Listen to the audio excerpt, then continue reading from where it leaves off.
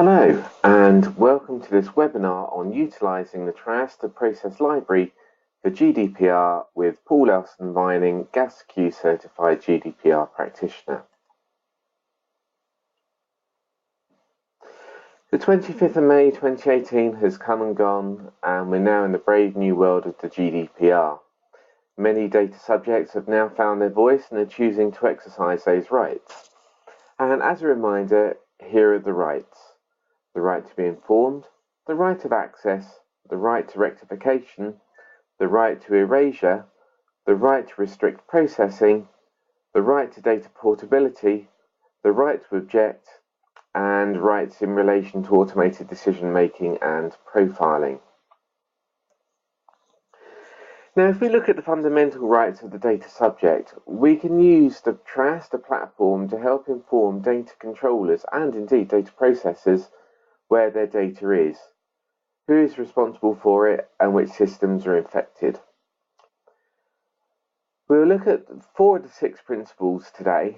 So I'm going to be excluding the right to be informed and the right for data portability, along with the automated decision-making right as well, because you may well be covering the right to keep you informed by taking part in this webinar, for example, to find out actually how do you inform your customers about changes and what do you need to inform them about. Data portability is more about formatting of data, and the right to automated decision making, quite often it does have an impact on processes, and some of the techniques and the reports I'm going to show you today you could well use for these processes, but I'm going to look at the other rights to start with. So let's look at the big one, the right of access. And data subjects always have had the right to make a subject access request, sometimes called a SAR, but there was a charge associated with it which deterred some of the data subjects from making a subject access request. But now with the GDPR, you can no longer charge for a subject access request, or indeed now as it's called a DSAR, which is a data subject access request. And here's an example of a DSAR process. This will differ between different organisations, but the principle are broadly the same. So we can see from the process here, we've got this requirement for a DSAR, and we need to log that request and have that request stored in a network drive somewhere. Notice here that we're pseudonymizing the request, so we're not holding extra DSAR information or personal data if we don't need to. We're going to send a DSAR form to a data subject just to prove who they are and their lawful basis for requesting this information, and we're going to authenticate them. We'll then check various other systems, so we'll see where that data is being held. We'll get the list of those personal data records, and we can then send that off to the data subject, redacting out any sensitive information or withholding any sensitive data that you have a legal basis to do so.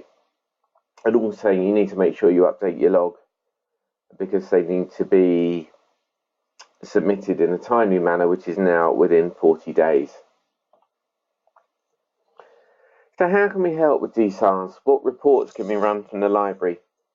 So thinking about what somebody's asking for, they're asking about what data they hold, so where you hold their name, where you hold their address potentially, what you hold on them.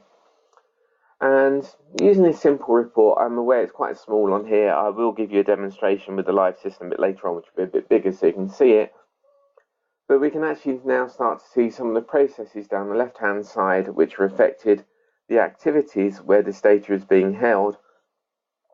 And I've chosen to populate the main data areas with things like name, address, email, all sorts of other personal data with a simple yes or no flag. Now what you could choose to, instead of populating it with yes or no, you could populate it with the legal basis of consent. You might have a case where the same piece of information is held for 2 reasons. For example, if you're legally entitled to work in the UK, there's a contractual requirement and also there's a legal requirement as well. So you might choose to separate these out. Going further through the columns, once we've got through all the yes and no's of all the data types, we can then see which application this data is held in, and the scope of the data, and the purpose of the processing. We can also see the owner of that process too. Moving a little further, the right to rectification, the right to request erasure, or sometimes called the right to be forgotten, and the right to restrict processing and the right to object. Now, just as you've seen on the previous report, you're probably going to hold a variety of information such as name, email address, and anything else that makes somebody personally identifiable. And the right to rectification might be a data subject coming to you and saying, actually, I'd like you to change my name on all of the systems because I just got married. And trickyly enough, do you know where all of this information is held? Now, you've probably got a lot of this in the processes, but you might need to expand out how many processes you have within your library to make sure you can really get a grip on this. Now, the right to request erasure. Now, this is not an absolute right, and it's more nuanced than the right to rectification. Everyone's got the right to request erasure, but you don't have to fulfill that if there's a legal or a statutory requirement that prevents you from doing so.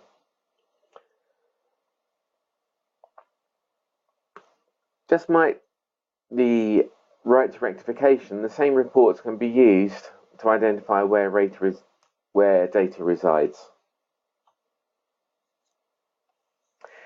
You may also want to temporarily restrict processing of data. And this, again, is one of the data subject's rights. And this may come up where you've got someone that's having a right to be forgotten, request has been put in, and you may choose to put a freeze on what you're doing with their data until you can fulfill or identify what's required in that request. Now, you may be the data controller where all the information is held in-house, and that's actually quite straightforward. But you also might send this information out to a data processor.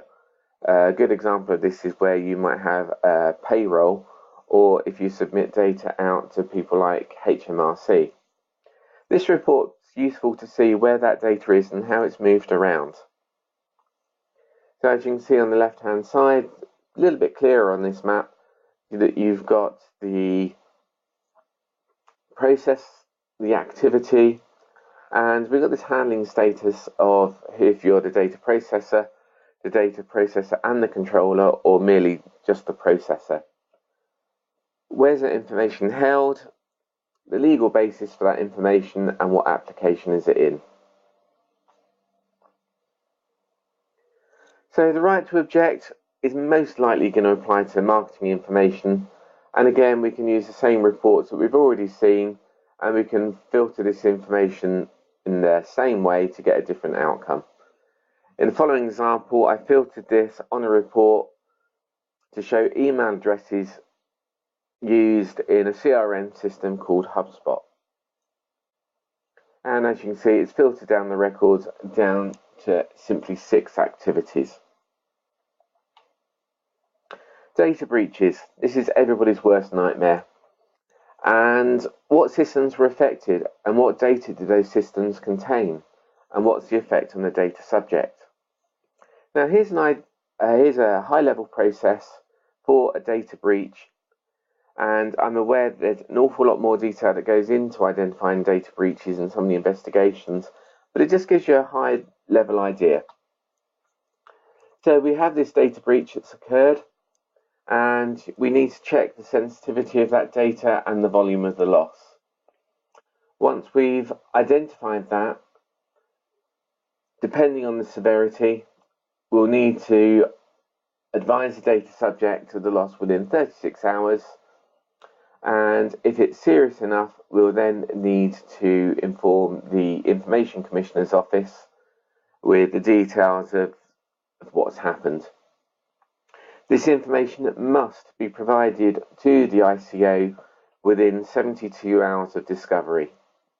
That's not 72 hours to get a fix in place. That's purely a notification cycle, but you must keep the ICO informed of what's happening along the way. Now, simple data breaches might be you send a single email out to a incorrect email address, which contains no personal information other than somebody's first name and their email address. In that particular case, it is a breach, but it wouldn't be reportable to the ICO. But it would be something that you'll need to hold on file internally as to why this has happened and what remedial steps you're going to take to correct this in the future. Now, if we look at a compromised system, and for this example, I'm going to use a learning management system, we can use this GDPR data tracking report, and we can filter out much the same way as we did with the CRM system to find out what's being held. So I'll be holding an email address, name, telephone number. And this information was added in Process Navigator, and you can see the properties box just at the bottom of the screen here showing the two sets of data. So we've got the data control, we've got the data subject, we've got the data handling type, data location, data transfer method, and a lawful basis for processing. The GDPR data types, these are all the yes/no flags that I mentioned earlier on. So if we look at what that looks like in a report, so again, only 4 activities, and just browsing through the columns, we can see that an email address is held within the learning management system, also a job title, login details, their name, and that's it.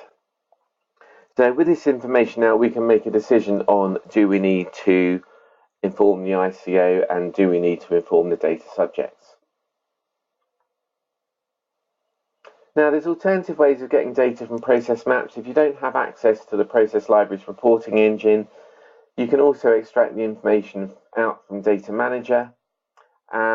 This isn't quite so useful as compared with the reports, because you'll only see a list of the activities. You won't see the process to which it relates, and you can't get a link to the maps from it. And so here we can see a list of activities down the left-hand side and these yes/no flags that have been populated. So I've shown you some screenshots now, and I'm going to bring up my process library so you can see how I'd actually interrogate it for real.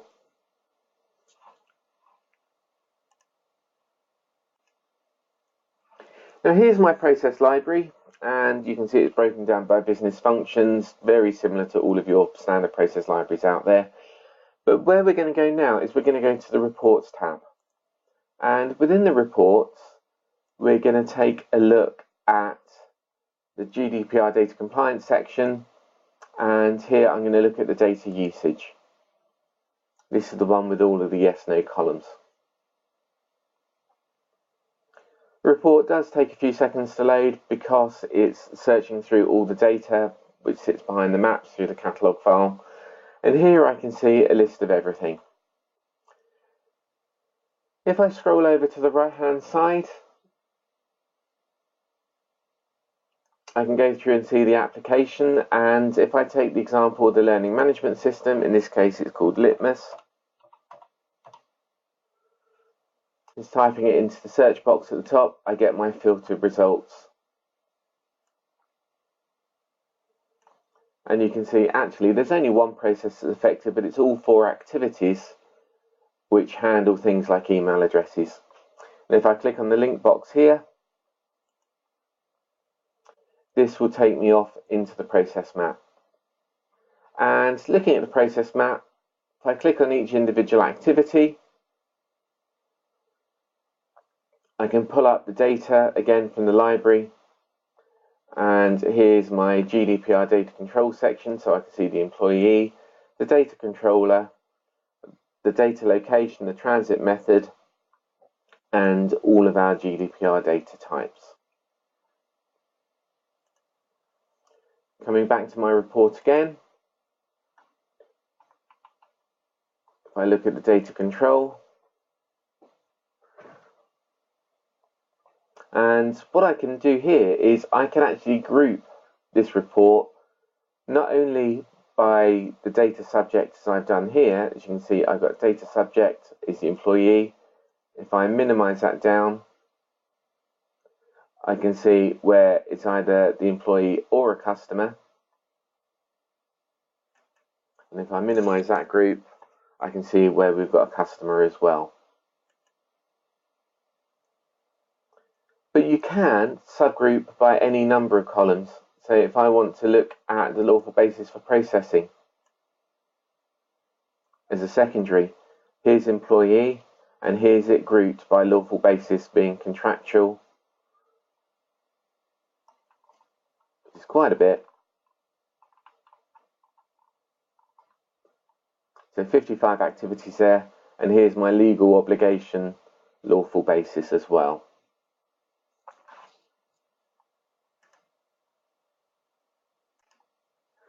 So you've had a very quick overview there of a couple of the reports in the library. It's all very straightforward, and now we'll come away from the recorded demo and I'll take some live questions from you.